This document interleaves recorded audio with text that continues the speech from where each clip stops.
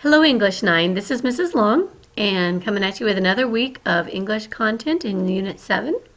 I think we're down to about 7 weeks left of school, and I'll just mention that I had a colleague once who said it doesn't matter how many weeks of school left, it matters how many Mondays you have left. So I think we're down to 7 Mondays too, maybe 6 with Memorial Day thrown in there somewhere. Anyway, lots of good stuff before we finish up the year. A couple of businessy announcements first. First is that I have kind of reorganized the content that is in the materials a little bit. So if you are a new student, we have a couple of you this week.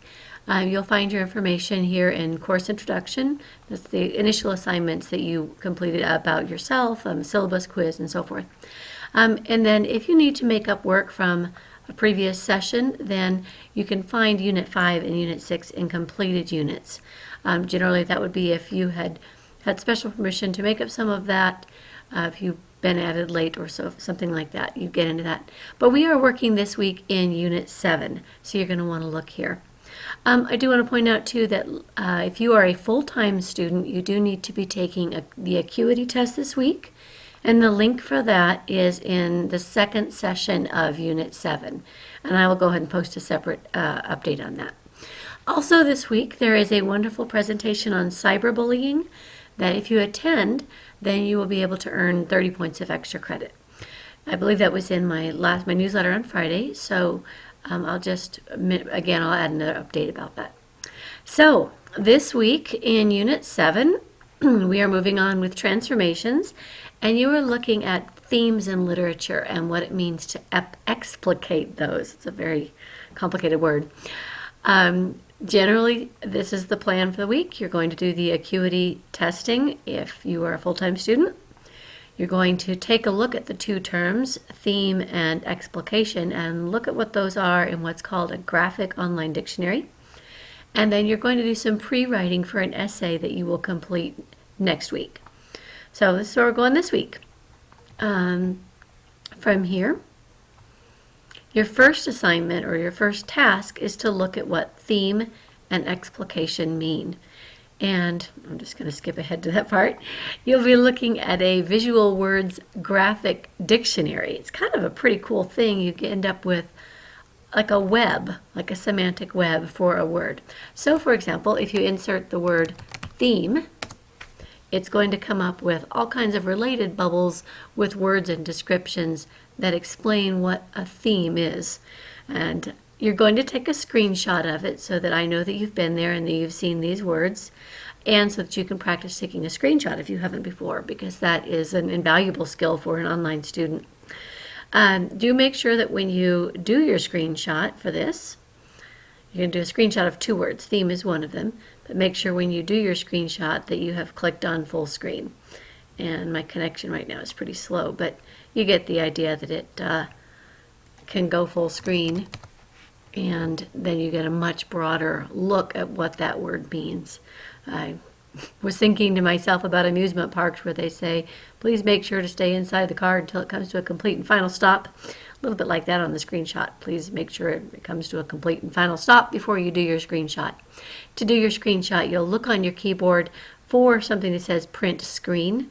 You may have to use your controls keys or your function keys or your alt keys, but you'll take a screenshot of what you see here and submit that and another screenshot as part of your first assignment for the class, for this session of the class. So that will be that one. The second part of your work this week, after you've done theme and explicate using that online visual graphic tool, is you will be thinking about literature that you have already read. Maybe you've done To Kill a Mockingbird, A Separate Peace, Great Expectations. These are very common books in about 8th, 9th grade. Night might be one you want to work with. And you're going to pick a theme related to human experience. And that's really what literature is. It's everything: love, friendship, revenge, power, greed. And you're going to explore a theme that is related to a book that you have read. Could be one you've read for school, could be one that you've just read on your own. So you're going to take a look at that theme as it exists in your novel and as it exists in other pieces of literature, 3 different types of literature, so poetry or a play. So, for example, if I were looking at justice, I might be looking at the play 12 Angry Men. I might be looking at some of the Declaration of Independence documents. I might be looking at short stories on justice. The same theme that appears in 3 different texts. So you're going to start by downloading this document here, Theme Explication Pre-Writing, and you're going to be completing all of that by the end of the week. So you'll start by looking at the novel that you've chosen, and then 2 other pieces. You'll need to obtain a copy of that, so you want to use your local library. Some of the text you may be able to find online, but somehow you need to get a copy because you'll be looking at finding quotations that support your theme. It's helpful in some ways if you just pick a book that you have already read recently, that you still have, again, something you read for just your personal pleasure.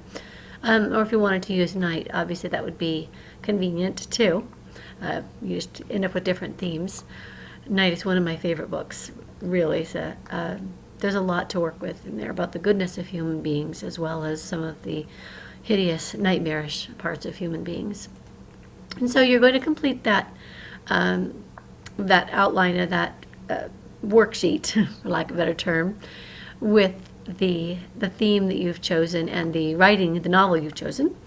In that, you'll be completing a whopper paragraph that looks at your key idea and your point, your evidence, and your analysis. This is the P form of writing, and it involves having evidence and explaining how that evidence is relevant. And you'll use quotations from your book to support that. And then that's basically it for the week. If you're a full-time JVA student, you're going to need to do Acuity. And then next week, everybody will be taking the pre-writing that you're doing this week in order to go to Unit 4 and start working on your essay for that. So hopefully no questions, but if you have anything come up, please be certain to get in touch with me.